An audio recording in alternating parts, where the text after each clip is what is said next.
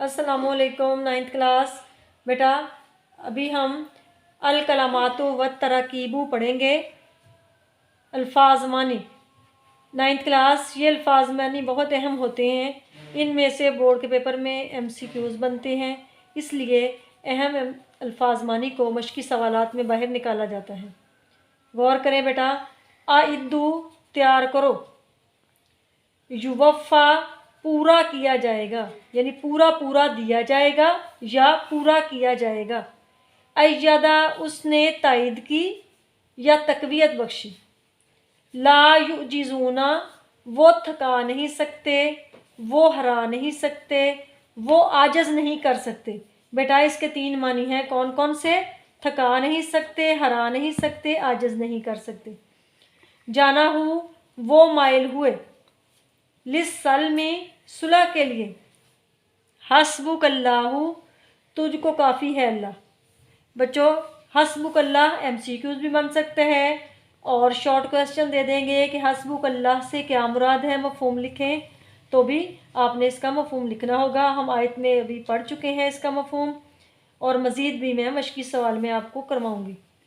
अत-तमारीनु मश्की सवालात में से अस्सवालुल अव्वलु पहला सवाल, इन आयात में जहाद की तैयारी के बारे में अल्लाह ताला ने क्या हुक्म दिया, यानी जहाद की तैयारी के लिए अल्लाह ताला का हुक्म क्या है। हम इसका तर्जुमा जो है वो जवाब में लिखेंगे। पहले हम लिखेंगे सूरह अनफाल में इरशाद होता है। हम स्टार्ट करेंगे सूरह अनफाल में इरशाद होता है, उसके बाद बच्चों को आमाज में तर्जुमा कर लेंगे। और काफिर ये ना ख्याल करें कि वो भाग निकले हैं, वो अपनी चालों से हरगिज़ आजिज़ नहीं कर सकते। जहाँ तक हो सके फ़ौज की जमीयत के ज़ोर से और घोड़ों के तैयार रखने से उनके मुकाबले के लिए मुस्तैद रहो कि इससे खुदा के दुश्मनों और तुम्हारे दुश्मनों और उनके सिवा और लोगों पर जिनको तुम नहीं जानते खुदा जानता है, हैबत बैठी रहेगी। और तो तुम जो कुछ राह खुदा में खर्च करोगे उसका सवाब तुमको पूरा पूरा दिया जाएगा और तुम्हारा ज़रा नुकसान नहीं किया जाएगा।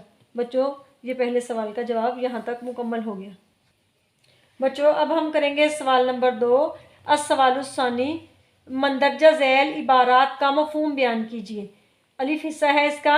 वाइद्दू लहुम मास्ततातुम मिन कुव्वतिन व मिन रिबातिल खैली तुरहिबूना बिही अदुव्वल्लाहि व अदुव्वकुम व आखरीना मिन दूनिहिम ला तालमूनहुम अल्लाहु यालमुहुम।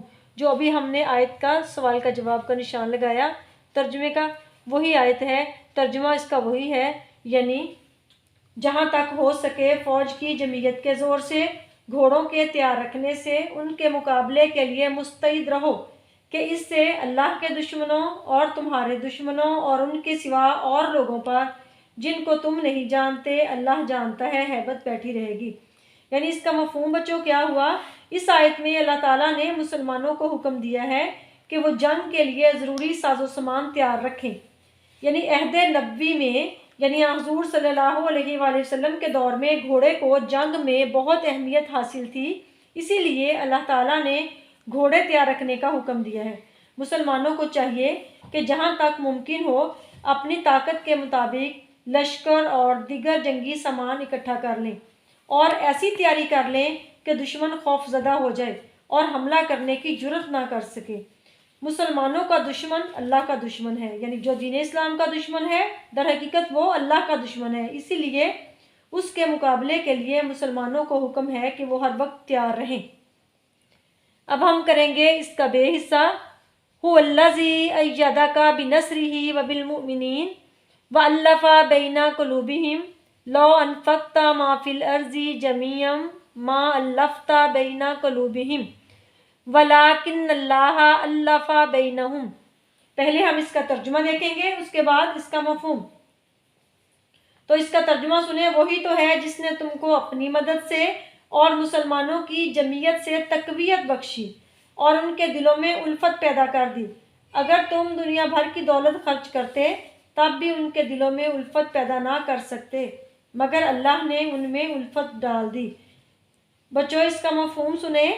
इन आयात में ये 2 आयतें हैं, इनमें दोनों में देखें क्या कहा गया है। अल्लाह ताला ने इसमें अपने 2 एहसान याद दिलाए हैं मुसलमानों को پہلا، اللہ تعالیٰ نے اسلام کی تبلیغ کے راستے میں ہر موقع پر نبی کریم صلی اللہ علیہ وآلہ وسلم کی مدد فرمائی، غیبی طریقوں سے بھی اور مسلمانوں کی جماعت کے ذریعے بھی، یعنی اللہ تعالیٰ نے مسلمانوں میں باہمی اتحاد و اتفاق پیدا کیا اور اس متحد جماعت سے نبی پاک صلی اللہ علیہ وآلہ وسلم کو تقویت بخشی۔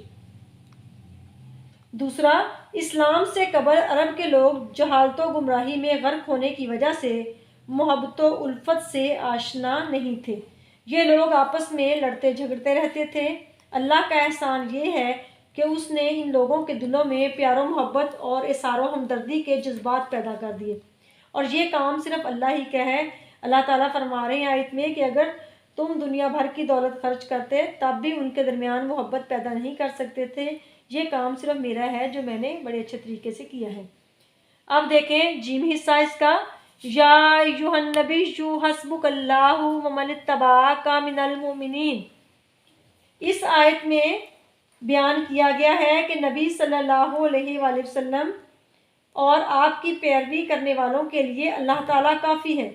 اللہ تعالیٰ کے کافی ہونے کا مطلب یہ ہے کہ نبی پر ایمان لانے والے لوگ صرف اللہ تعالیٰ پر بھروسہ کرتے ہیں، اسی کو اپنا کارساز مانتے ہیں اور ہر مشکل اور ہر آزمائش کے وقت اسی کا سہارا ڈھونڈتے ہیں۔